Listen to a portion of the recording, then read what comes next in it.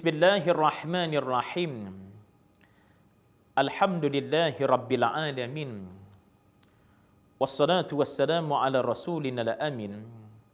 Sayyidina Muhammad wa ala alihi wa ashabihi wa man tabi'ahum bi ihsanin ila yaumiddin, amma ba'du.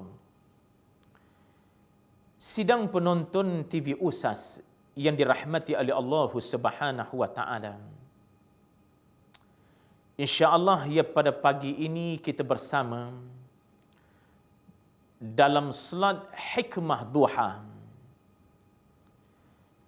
Kita akan membicarakan satu tajuk, Jawami'ul Khair, himpunan-himpunan kebaikan. Mudah-mudahan kita dapat mengamalkan keseluruhan himpunan kebaikan ini. Mudah-mudahan kita dengan mengamalkannya menjadi manusia yang dikurniakan kebaikan di dunia dan di akhirat kelak nanti. Sidang penonton TV USAS yang dirahmati oleh Allah, bagi menjelaskan tajuk ini, sebuah hadis Rasulullah sallallahu alaihi wasallam menjelaskan himpunan-himpunan kebaikan ini. Hadis yang dimaksudkan,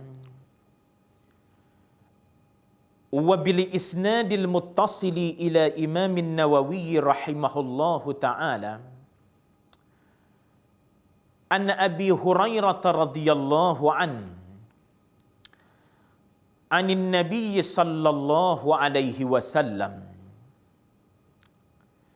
daripada Abu Hurairah radhiyallahu an, daripada Nabi sallallahu alaihi wasallam, beliau bersabda, man naffasa an mu'minin kurbatan min kurabid dunya, naffasallahu anhu kurbatan min kurabi yaumil qiyamah. Sesiapa yang melapangkan, yang menyelesaikan daripada seorang mukmin akan satu kesusahan daripada kesusahan-kesusahan dunia, Allah Subhanahu wa taala akan melapangkan, menyelesaikan terhadapnya satu kesusahan daripada kesusahan negeri akhirat kelak nanti. Itu yang pertama, perkara kebaikan yang perlu kita berikan perhatian di dalam kita menjalani kehidupan di dunia ini. Kerana hidup itu sentiasa berlaku perubahan. Ada kala manusia berhadapan dengan kemewahan dan kesenangan. Ada kala berhadapan dengan kesusahan. Masa kesusahan ini, kita yang berada di dalam kesenangan perlu kita lapangkan orang-orang yang susah. Ingatlah bahawasanya kita melapangkan kesusahan tersebut akan dianugerahkan oleh Allah Subhanahu wa taala kelapangan di negeri akhirat kelak. Jauh amat bezanya kesusahan di negeri akhirat jikalau sekiranya dibandingkan dengan kesusahan di dunia.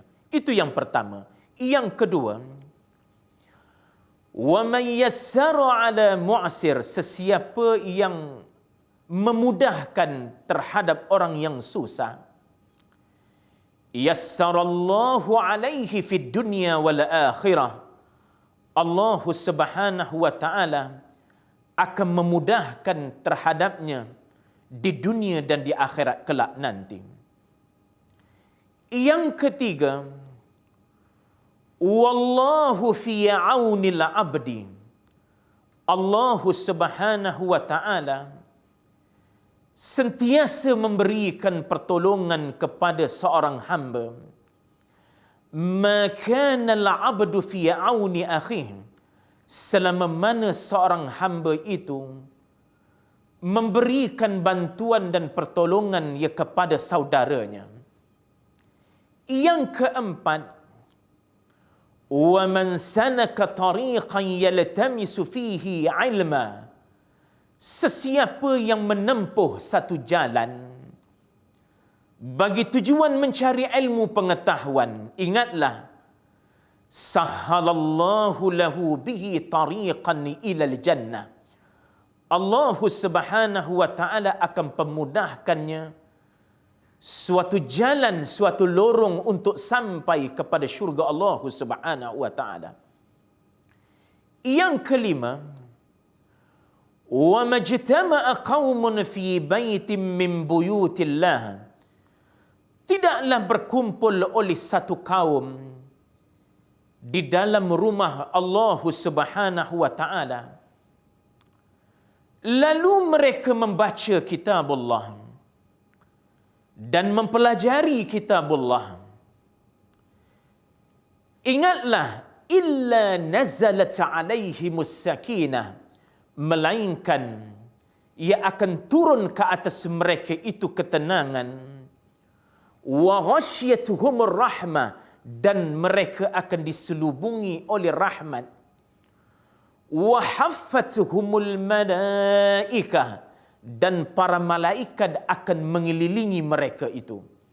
Ya, sebab itu tradisi dalam masyarakat Melayu kita, ada hari yang berkumpul membaca Al-Quran, khususnya pada malam Jumaat, yang perlu ya kita berikan perhatian, berkumpul, berjamaah, membaca Al-Quran adalah sunnah Rasulullah sallallahu alaihi wasallam.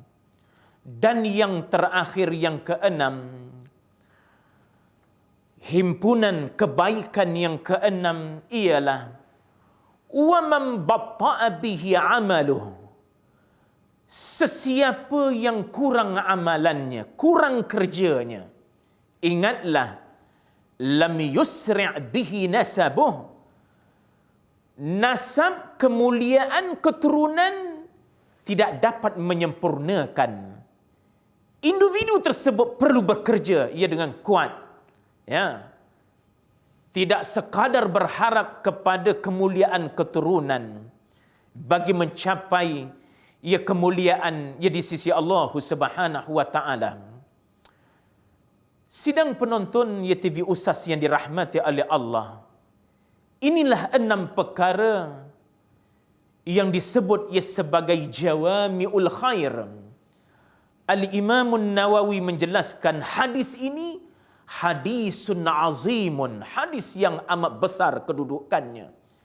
Jami'un li anwa'in minal ulumi wal qawaid wal adab, yang menghimpunkan pelbagai jenis ilmu, kaedah dan adab.